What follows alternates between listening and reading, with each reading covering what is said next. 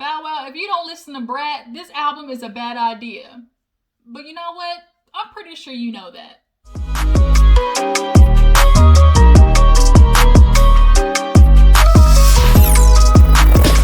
What's up, you guys? Your girl G here. Welcome back to my channel. Appreciate you for tuning in.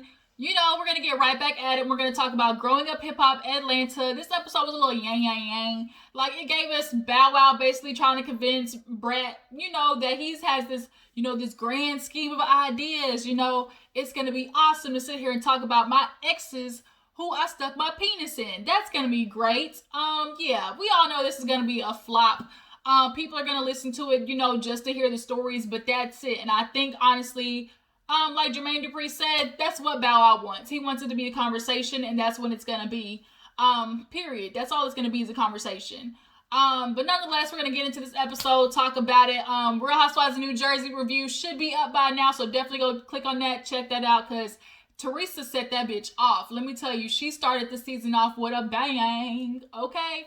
But we're going to talk about growing up hip-hop right now. So if you're new to my channel, go ahead and hit that subscribe button. And on my rest of my jujus, make sure you hit that like button. Let me know that you stopped by, okay?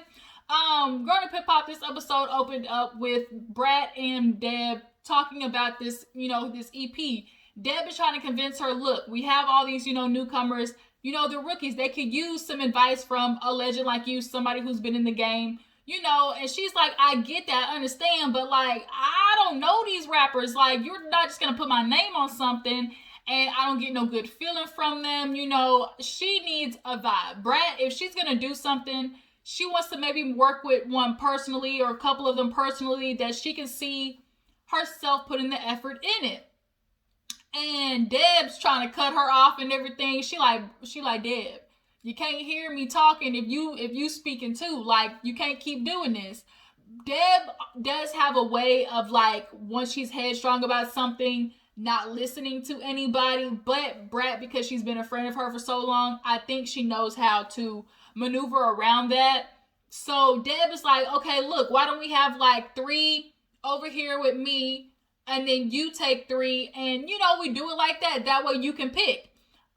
Because I guess her cousin over there, like a producer too or something like that, was like, so are they all gonna make the cut? Like, everybody's gonna be on the album?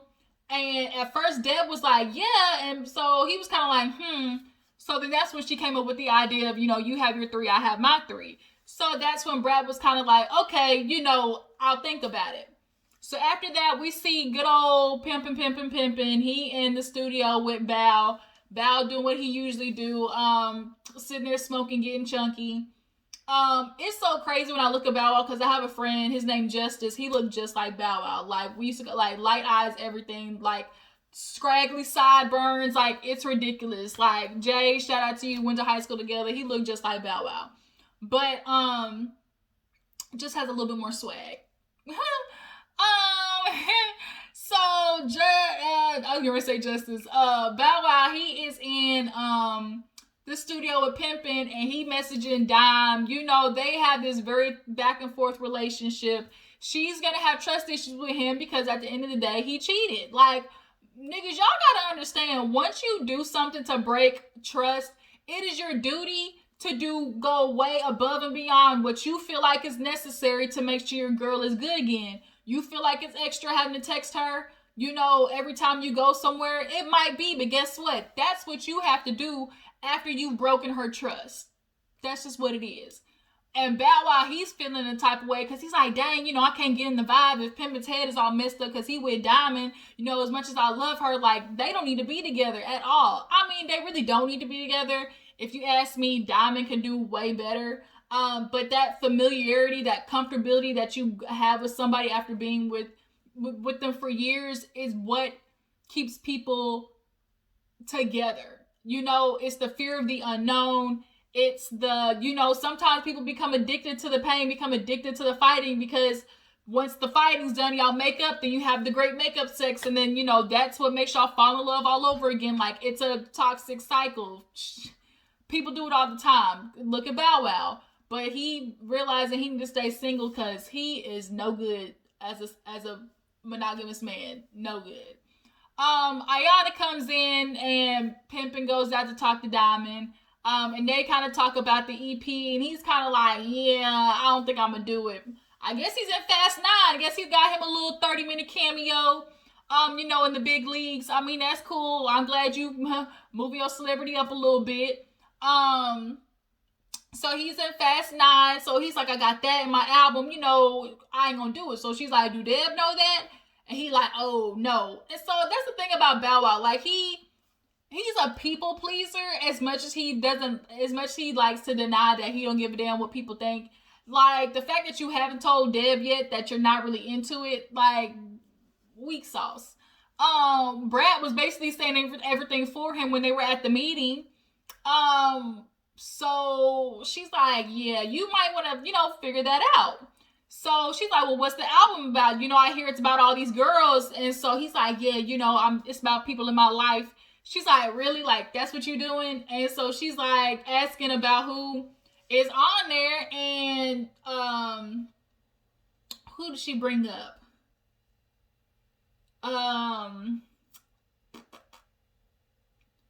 Was it Erica Mena? No, that was Brat that brought that up. She was saying that it might not be a good idea, something like that. So Pimpin' comes back. Bow Wow basically tells him Bow Wow, Pimpin', and BT. When guys are all together like that, like they keep each other single, cause they go out, have fun, and the homie that's got the relationship, they keep him out in the streets. Like, oh, you got her on a leash. Like Bow Wow be saying, oh, she got you on a child lock, and that's how you was out there and had Joe Dingaling slobbed on my knob by a girl in Miami, which is why you in this situation with D in the first place. If you want your girl Diamond, quit hanging out with Bow Wow, period. But Diamond can do so much better. Like, she really could.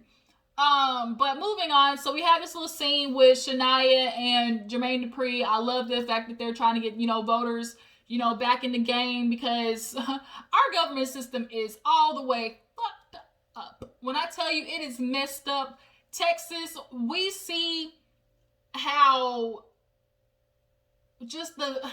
not only just like as a whole, the country, but each state, like Texas, like was rolling electricity basically because y'all don't want to invest enough money into, situations like this when they arise.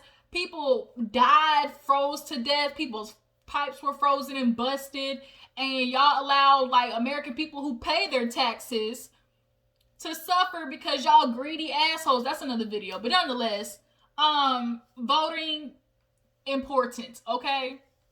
So after that, we see Brat hook up with Bow Wow in the studio, and she's asking him about, what's going on. No, she tells him first about meeting with Deb. He's like, oh, you okay? She's like, you met with him? She's like, no.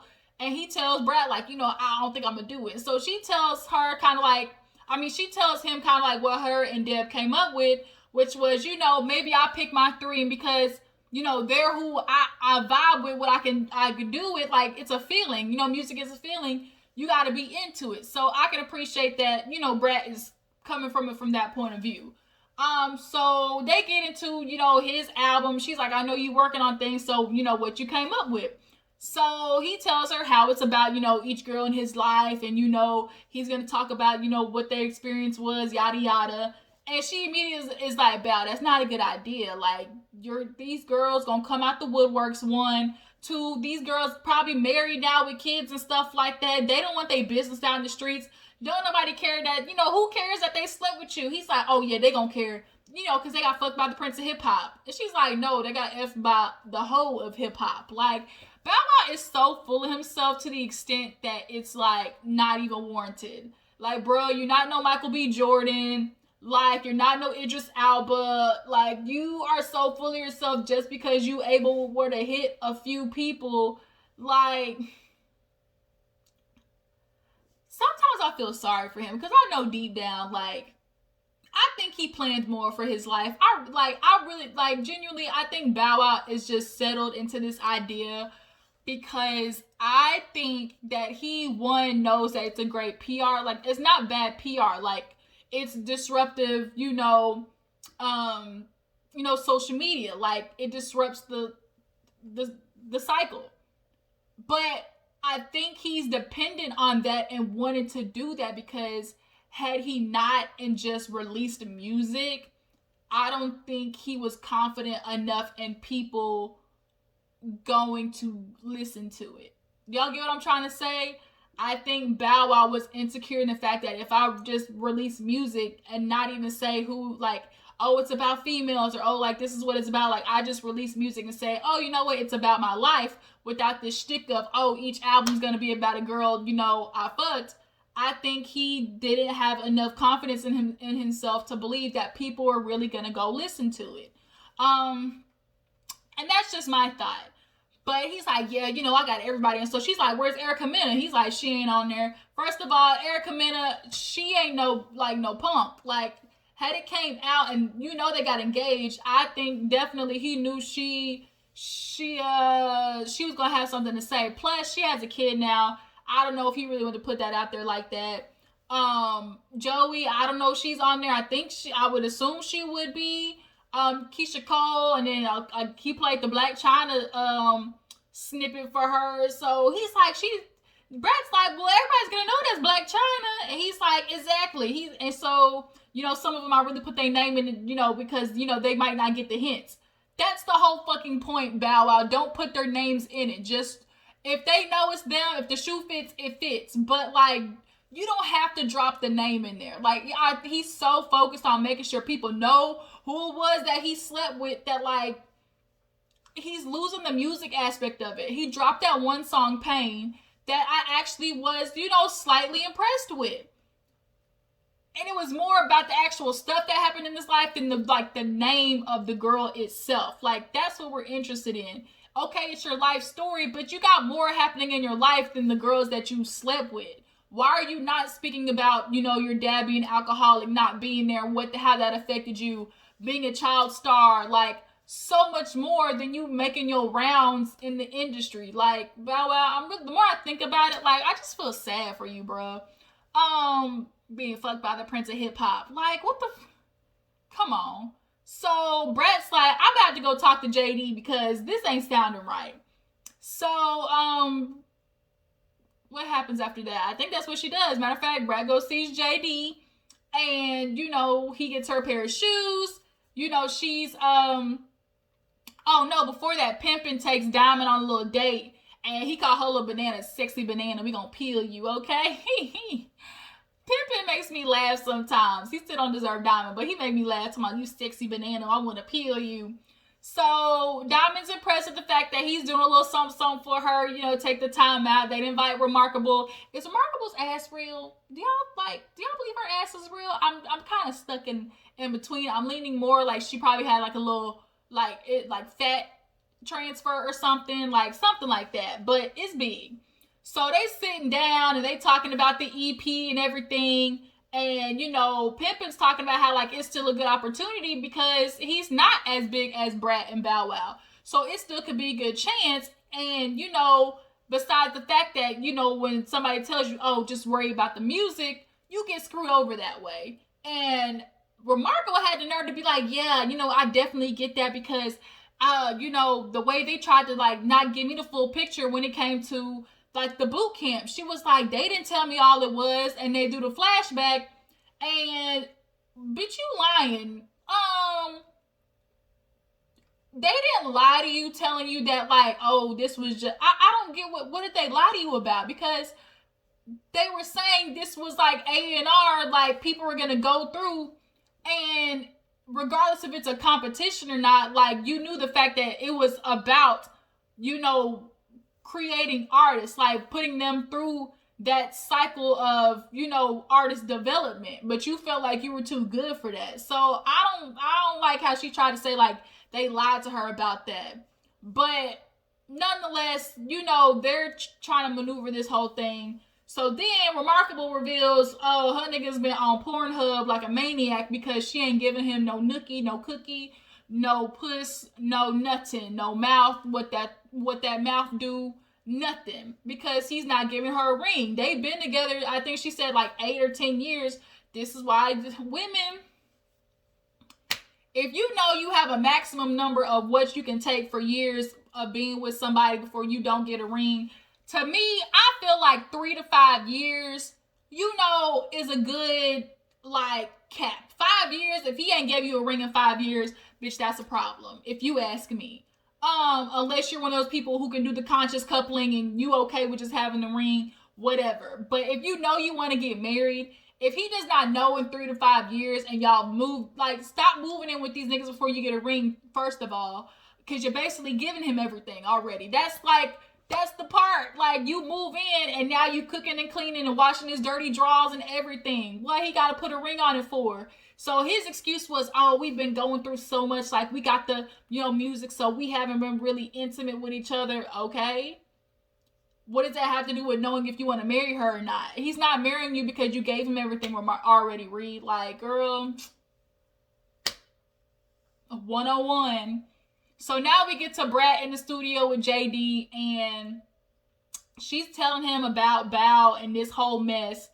JD surprised him. He's like, kind of like, like, he asked Brat, like, you on the radio show, like, you ain't this how it worked? Like, people talk about it. She's like, yeah, like, I mean, I get it, but, like, you got women, like, they're gonna feel some type of way.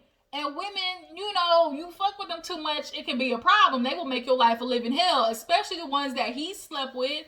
Black China, Erica Mena, Sierra, she got a whole, like, man and kids. And Sierra is almost, like, on the level of Angela Simmons. Like, he not gonna disrespect them, like, or, like, say some foul stuff like he possibly would about, like, Black China or Kiyomi, stuff like that. But JD is like, Bow Wow, I'm sure he's just doing his thing and he don't want to tell me because, he think I wouldn't approve. But he's just like, maybe he need to get it off his chest. Honestly, JD knows Bow Wow's going to do whatever he wants to regardless of what he says. I think that's why he's not, like, really just, like, pushing. Because Bow Wow's going to do what he want to do.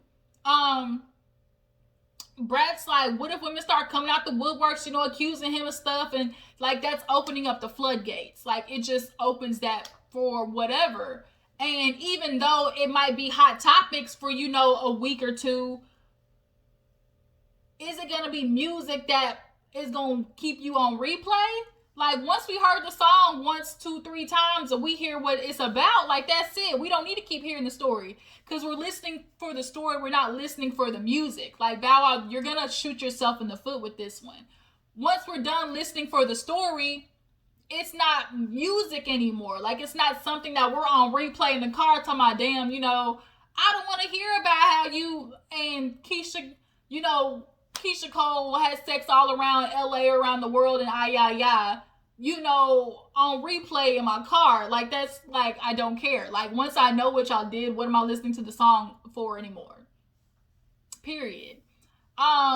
So Brat's kind of like, I can't tell him anymore. He's stubborn. He's hard-headed. He's going to have to basically put his hand on the hot stove and learn for himself. So finally we get a BT's, paintball party. Bow Wow's acting like such a little Mitch. Like, it's raining. Oh my God. Like, we should have been, somewhere with a whole bunch of girls. Like, that's why next episode you in the fucking situation you in then. Always worried about girls. And BT, I feel like low-key BT has some grievances with Bow Wow. Cause he's like, it's my birthday, but he making it about him. Talking about, I'll make you a better party, and he complaining. Like, no, like, if you don't want to be here, Bow Wow, then leave. But don't be complaining about your own, like, if you, that's your homeboy party. Like, don't really mess it up for him like that. BT really would have stayed. I feel like had Bow Wow not been just, like, sitting there bitching the whole time.